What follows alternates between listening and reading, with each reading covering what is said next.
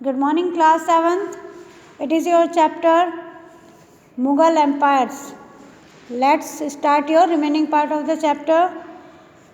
Shahjahan Empire stretched from Sindh in the west to Sylhet in the Bengal and from Balkh in the north to the Deccan in the south.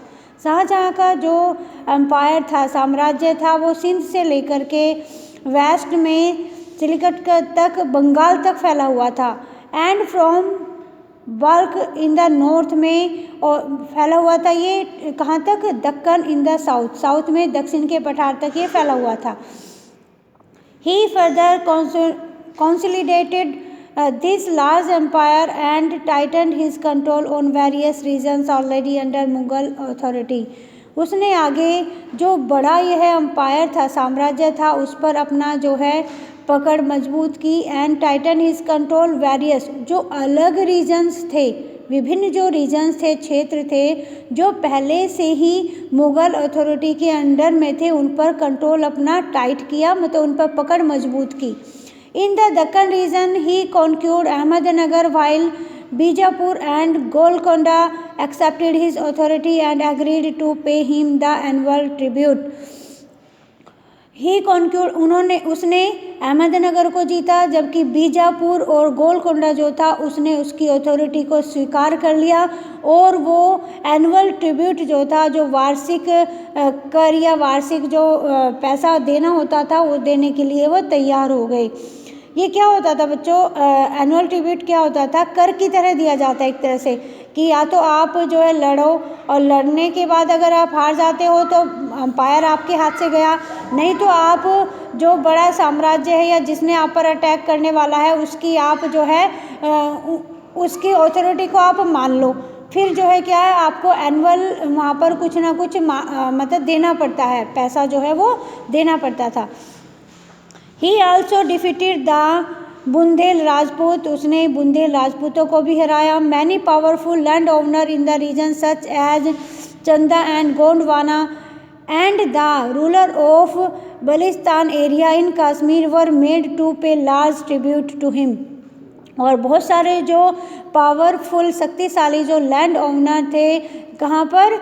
चंदा और गोंडवाना जैसे थे, और जो बलिस्तान के जो rulers थे, शासक थे, जो कश्मीर के थे, उन्होंने भी उनको बहुत बड़ी संख्या में ट्रिब्यूट जो है वो देते थे। वो ट्रिब्यूट मतलब एक तरह से कर देते थे, पैसा देते थे।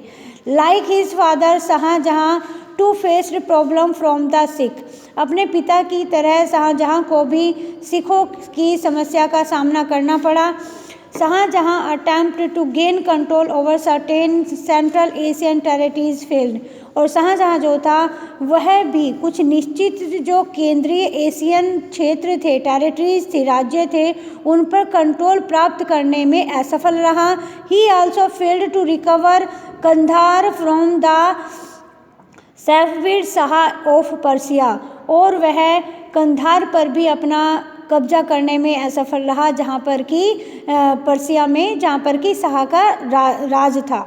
इन the north east the Ahoms were recognised as independent ruler after a bitter war with the Mughals, और अहोम जो कि वो भी इंडिपेंडेंट रूलर थे, मतलब आज़ाद शासक थे। किसके बाद में? आफ्टर ए बिटर वार, मुग़ल के साथ में उनकी लड़ाई तो हुई, लेकिन लड़ाई के बाद भी वो आज़ाद ही रहे, यानी कि वो उनसे हार नहीं पाए। किससे? मुग़ल से। The treaty between them were held for 2 decades, और उनके बीच में संधि भी हुई, ट्रीटी में संधि हुई, वाज हेल्ड 2 डिकेड्स तक, वो रही 2 दशक तक।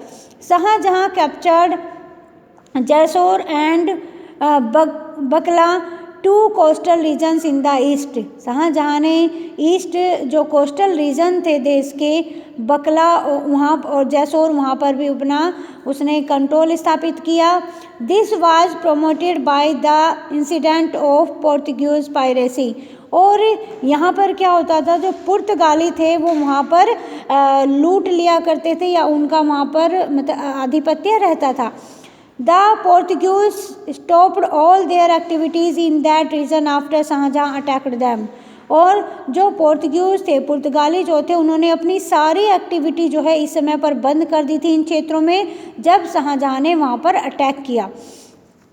फिर है आपका cultural contribution. Shahjahan is remembered as the great builder of monuments. Shahjahan जो है वो याद किया जाता है उनको, किसके लिए? उन्होंने बहुत सारे मोनूमेंट्स, स्मारक बनवाए।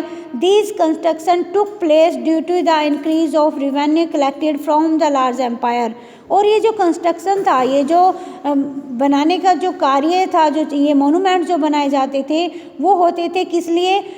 क्यों हो पाए वो? क्योंकि इतने बड़े एम्पायर पर, साम्राज्य से जो उनको रिवेन्यू, लगान कलेक्ट किया जाता था, वो बढ़ गया था, इसलिए उस पैसे से उन्होंने बहुत सारे मोनूमेंट्स बनवाए।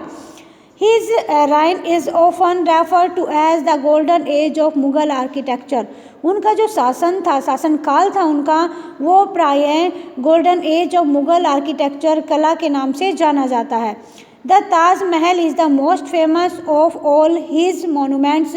ताजमहल सबसे प्रसिद्ध स्मारक है उनके सभी स्मारकों में। He also built the city of Shahjahanabad, now known as old Delhi. उन्होंने शाहजहाँबाद नाम की एक शहर भी बनवाया था, जिसको अब ओल्ड दिल्ली, पुरानी दिल्ली के नाम से जाना जाता है। We have a lot of information on Shahjahan and his reign। हमारे पास जो इन्फॉर्मेशन है शाहजहाँ की और उनके शासनकाल की, बहुत सारी इन्फॉर्मेशन है। Padshahnama by Abul Hamid Lahori and Shahjahannama by Inayat Khan are two important work of this period. उनके पीरियड में, यानी कि उनके समय पर, अब्दुल हामिद और जो इनायत खान थे, उन्होंने ये बुक लिखी है और इसमें उन्होंने उस समय के, उनका किस तरह का शासनकाल था, मतलब किस तरह वो प्रशासन को अपने चलाते थे, किस तरह के कर लगाते थे, वो सब उसमें उन्होंने बताया है। Many foreign travelers, merchants and missionaries who visited India have left behind account of Shahjahan and Aurangzeb reign। बहुत सारे विदेशी यात्री, व्यापारी और मिशनरीज जो होते थे, यानी कि जैसे हमारे अंग्रेज़ों के पादरी जिन्हें बोला जाता है, वो भी यहाँ पर आए, हु विजिटेड इंडिया, जो भारत में आए। उन्होंने भी बहुत सारे लेख जो है शाहजहाँ के बारे में और औरंगजेब के शासन के बारे में लिखे। The most well known among them are travel in the Mughal empire by Bernier and travel in India by the Tavernier. उसमें से सबसे जो महत्वपूर्ण कार्य थे जो लिखे गए उस समय पर, मतलब बुक्स, वो कौन सी थी? Travel in the Mughal empire, ये बर्नियर ने लिखा था, और ट्रैवल इन इंडिया, ये टर्मिनियर ने लिखा था। Okay students.